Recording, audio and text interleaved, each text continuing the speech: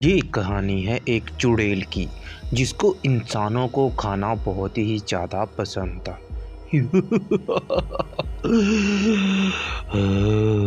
बहुत भूख लगी है। एक काम करती हूँ, अपनी जादुई शक्तियों से एक अच्छी सुंदर सी नारी बन जाती हूँ। और किसी को पता भी नहीं चलेगा कि मैं एक चुड़ैल हूँ। और वो अपनी जादुई शक्तियों से अपना रूप बदलकर एक सुंदर सी लड़की बन जाती है। अब मुझको कोई नहीं पहचान सकता कि मैं एक चुड़ैल हूँ या इंसान। और वो अपने शिकार की ओर चली जाती है। जंगल में बैठकर वो रोने लगती है। गांव में से एक लड़का गुजर रहा होता है। वो लड़की को रोते हुए रुक जाता है। अरे तुम रो क्यों रही हो? अरे लड़की, तू हमारे गांव की भी नहीं लग रही। अरे रोना बंद करो और मुझको बात बताओ। दरअसल उसको नहीं पता कि वो चुड़ैल है और वो लड़की उठकर उस पर हमला कर देती है। दरअसल वो एक चुड़ैल थी।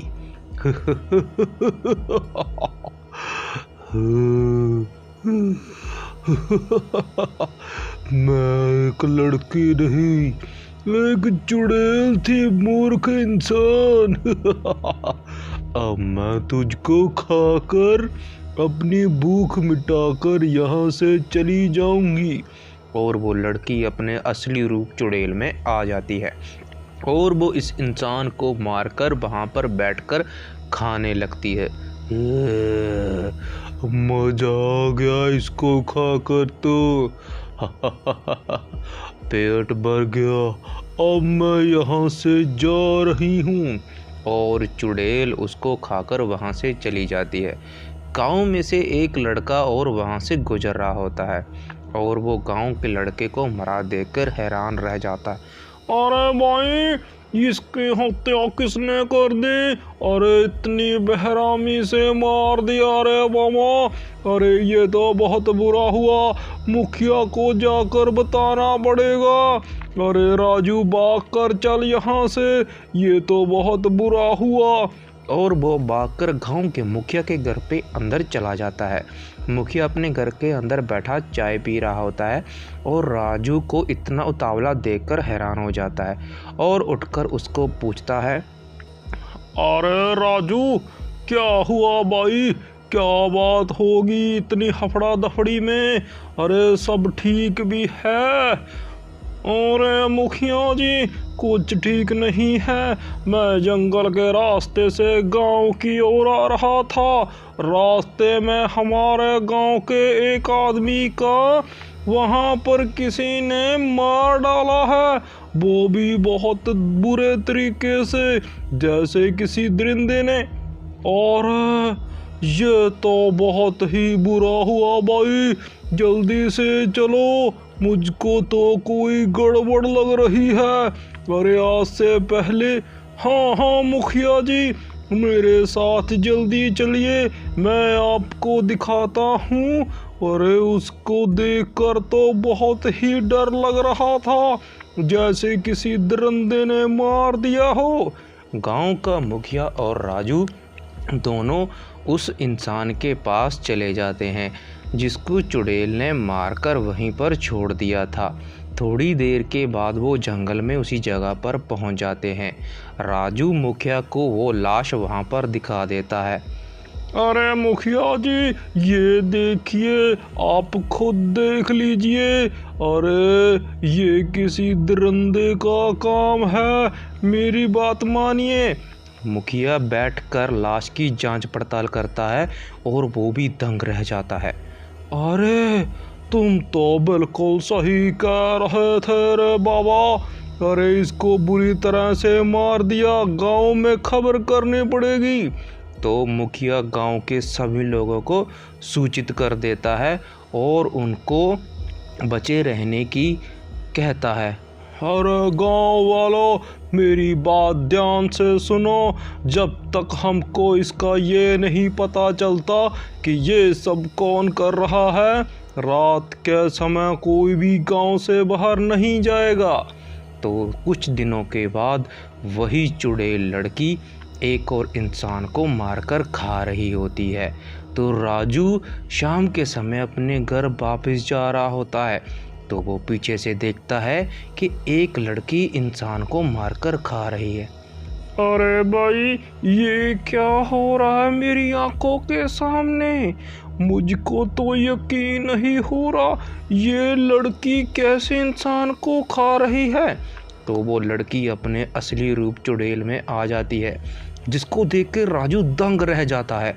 और राजू कहता, अरे भाग ले रे दैया, अरे ये तो चुड़ैल सा, अरे भाग ले, अगर नहीं भागा तो ये तुझको भी मार कर खा जाएगी राजू बेटा, अरे दबो पैर, भाग ले। राजू भागकर गांव की ओर चला जाता है और सबसे पहले जाकर गांव के मुखिया को सूचित कर देता है। गांव का मुखिया फिर से राजू को देखकर दंग रह जाता है। अरे राजू, आज क्या हो गया? क्या देख लिया? तुम्हारी आंखें फटी की फटी क्यों पड़ गई? अरे अब क्या देख लिया रे बाबा? अरे मुखिया, अरे बचा ले रे भैया, अरे ये सब एक चुड़ैल का कारनामा है। अरे गांव पर दुष्ट चुड़ैल का हाथ है। अरे गांव में हत्याएं जो हो रही हैं वो चुड़ैल कर रही है। अरे कुछ कीजिए मुखिया जी। अरे ये क्या कह रहा है रे तू? अरे चुड़ैल, अरे ये कहाँ से आ गई? अरे लगता है बाबा के पास जाना ही पड़ेगा। हाँ हाँ मुखिया जी, और जल्दी चलिए, इससे पहले वो किसी और को शिकार बनाए। हमको जाकर बाबा जी से मदद मांगनी चाहिए। अरे जल्दी चलिए मुखिया जी। मुखिया और राजू दोनों बाबा जी के पास जाने लगते हैं मदद मांगने के लिए। और वो चलते चलते गांव के बाहर, जो गुफा के बाहर बाबा बैठे होते हैं, उनके पास चले जाते हैं। बाबा गांव वालों को देखकर थोड़ा सा हैरान हो जाता है कि आखिरकार गांव वाले क्यों आए। अरे बाबा जी, अरे हमको आपकी मदद की ज़रूरत है। गांव पर संकट आ गया है, हमारी मदद कीजिए। बाबा उसकी बात सुनकर खड़ा हो जाता है। अरे बेटा, क्या हुआ? संकट? अरे किस प्रकार का संकट आ गया रे गांव पर? अरे बाबा जी, एक दुष्ट चुड़ैल ने गांव वालों पर हमला कर दिया।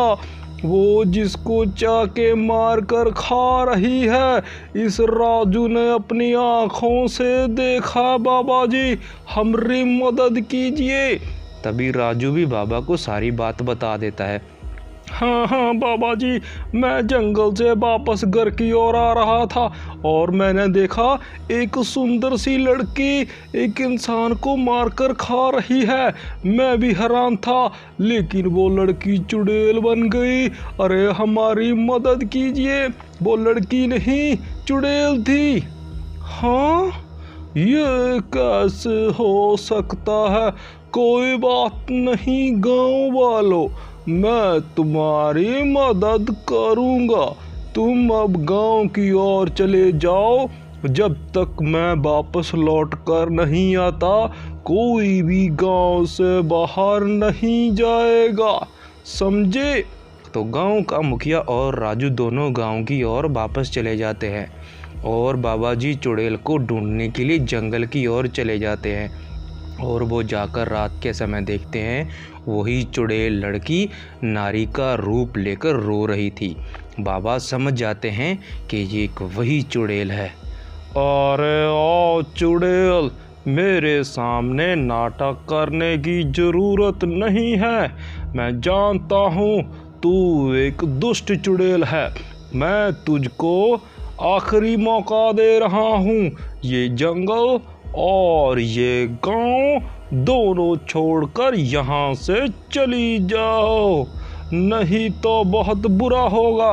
वो चुड़ैल अपने असली रूप में आ जाती है। उसके हाथ में खंजर होता है। अरे बाबा, तू तू तो मुझे पहचान लिया, लेकिन अब मैं नहीं जाऊंगी, तू जाएगा रे इस दुनिया से।